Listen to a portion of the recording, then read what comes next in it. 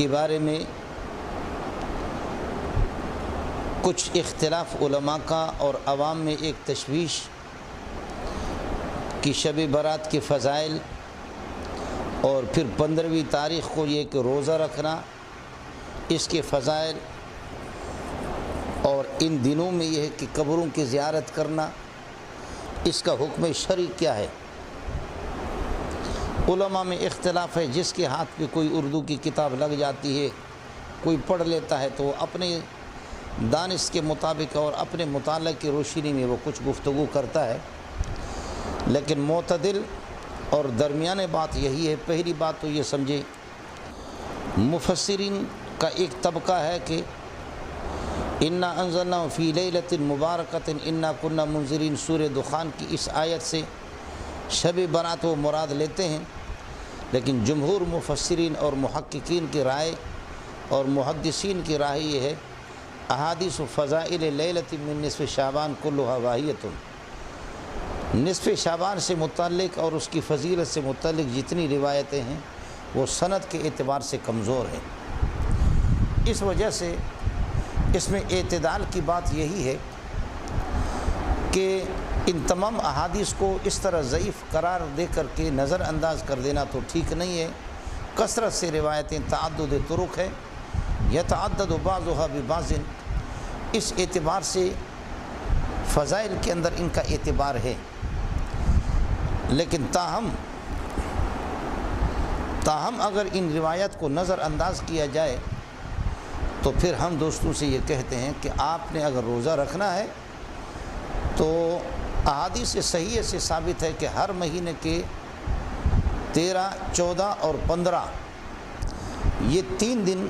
کے روزے ویسے ہی ثابت ہے سنت صحیح سے اور احادیث صحیح سے، اس لیے 15 کو روزہ رکھیں اور 14 کو رکھیں اور 13 کو رکھیں۔ آپ اس کو شب برات کے سنت نہ سمجھیں، آپ اس کو ایام بیز ہی سے سمجھ کر کے یہ روزہ رکھ لیں تو گنجائش ہے اور ثواب انشاءاللہ آپ کو مل جائے گا۔ مقصد روزہ رکھنا ہے تو روزہ رکھنے کے لیے بہرحال ایام بیز ہی کی سنت سمجھے، اور اسی دن کو چونکہ 15 تاریخ بھی ایام بیز کے اندر ہی داخل ہے تو اس وجہ سے کوئی 13، 14، 15 ان دنوں کے اگر روزہ رکھے، تینوں کے رکھے یا 2 دن کی رکھے، 1 دن کی رکھے تو اس کی گنجائش ہے،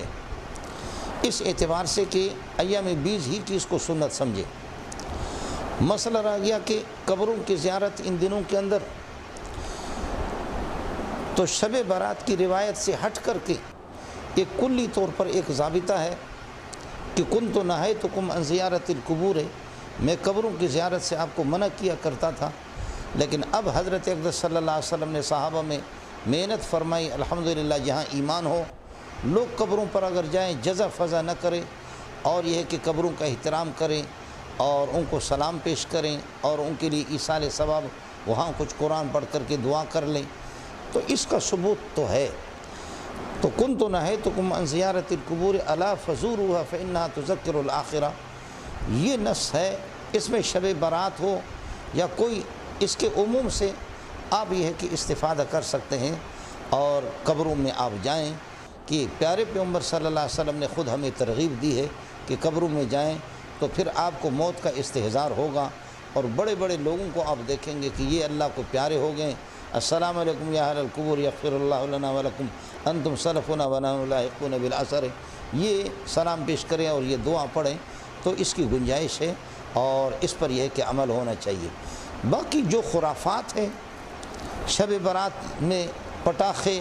اور اس طرح بڑی بڑی دعوتوں کا اہتمام اور ایسی مجالس کا اہتمام کر لینا کہ وہ مجالس غیر شرعی، تو اس کو بھی سمجھ لے کہ ہمارے اکابرین جیسے کہ ابن بطہ ہے اور بہت سے بزرگوں کے بارے میں لکھتے ہیں کہ وہ شب برات میں شہروں کو چھوڑ کر کے جنگلوں میں نکل جاتے تھے، کہ شب برات کو بدنام کر کے اور اس میں یہ ہے کہ غیر شرعی مجالس اور ناجائز قسم کے مجالس جن میں یہ ہے کہ منکرات کا ارتکاب اور یہ کہ غیر شرعی امور کا ارتکاب کیا جاتا ہے، کہیں اللہ کا غضب نہ آ جائے، اکابرین شہروں کو چھوڑ کر کے جنگلوں میں نکل جاتے تھے۔ تو درمیانہ اور معتدل بات یہی ہے کہ روزہ آپ رکھ لیں، ایام بیز کی سنت اس کو سمجھ لیں، اور وہ بالکل احادیث سے صحیح سے ثابت ہے۔ قبروں کی زیارت کے لیے جائیں تو پیارے پیغمبر صلی اللہ علیہ وسلم کی عمومی اس روایت سے جو ایک ضابطہ ہے کنتو نہیتکم عن زیارت القبور الا فزوروہا، آپ زیارت کر سکتے ہیں۔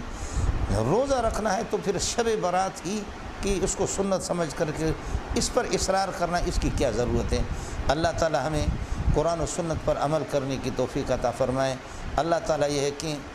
مرد اور عورتیں جتنے بھی مسلمان ہیں ہمارے، اللہ ان کی دستگیر فرما دے، موت کا استحضار بھی ہمیں نصیب فرما دے، پیارے پیغمبر صلی اللہ علیہ وسلم کے نقش قدم پر چلا۔ السلام علیکم ورحمۃ اللہ وبرکاتہ۔ محترم سامعین، مولانا منظور مینگل صاحب کا یہ جو کلپ ہم نے سنا، اور اس میں ہمارے لیے بہت ہی زیادہ فائدہ ہے، علمی بھی اور عملی بھی، کیونکہ صحیح علم، صحیح معلومات ہوگی، صحیح معلومات حاصل ہوگی تو اس سے ہمیں عملی فائدہ ہوگا، کیونکہ عمل جو ہے وہ علم کے ذریعے آتا ہے۔ جب علم ہمارے پاس ہوگا اور صحیح علم ہوگا تو ہمارے عمل میں اصلاح بھی آئے گی اور درستگی آئے گی۔ تو یہ جو بیان تھا یہ شب قدر کے حوالے سے تھا، جس میں مولانا نے کن اعمال کے کرنے کی ترغیب دی جو احادیث مبارکہ سے ثابت ہے، اور کن اعمال کو کرنے سے منع فرمایا جو کہ حدیث مبارکہ میں ان اعمال کا ذکر نہیں آتا، اور اس کو کرنے سے بدعت رسومات کے زمرے میں اس کا دخل ہوتا ہے۔ تو ایسے اعمال جس عمل کا ثبوت ملتا ہے یا نہیں ملتا لیکن ہے جائز، جیسے نفلی روزہ رکھنا، رات کو نفل پڑھنا، تو یہ جائز عمل ہے، تو اس کو کن نظریے سے کرنے سے گناہ بن جاتا ہے؟ یہ باعث ثواب، باعث